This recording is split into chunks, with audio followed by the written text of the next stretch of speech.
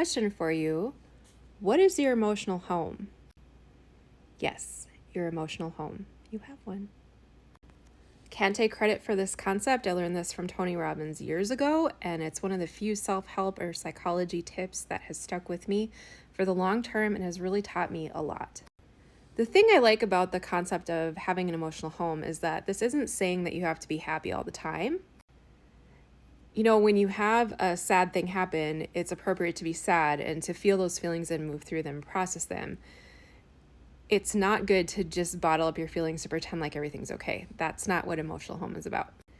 Emotional home is more like, what is your default emotion that you go to when life gets hard?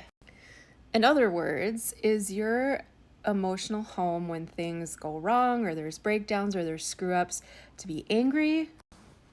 Is it to blame yourself or other people? Is it to become condescending? Is it to become irritable?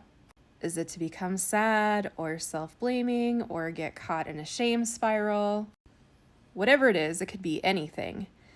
Think about what your emotional default is when stuff happens in your life. And then consider, are you happy with that emotional home? My emotional home used to be to get really irritable or very emotionally frustrated when things would go badly. And what I realized is that was actually making it harder for me to move through the difficult situations and to process my true emotions about whatever it was. I also have certain people that I've admired greatly over the years, and what I've noticed about them is that they have an emotional default that is very different than the one that I just described.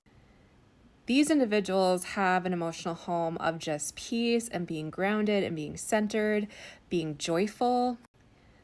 I even know a couple of people who are in a nearly blissful state a lot of the time. And it's not that these people don't have bad things happening to them, it's that they have chosen to take radical personal ownership of their feelings to process through them and get on the other side of them more quickly. So this is something I've been working on, and it's not something that I would say I have mastered in any way, shape, or form, but I can say that being consciously aware of what my emotional default is has allowed me to begin to shift that in a different direction.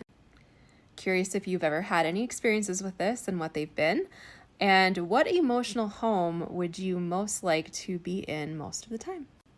Mine is definitely joy. Joy moving toward bliss, that would be great. Follow for more.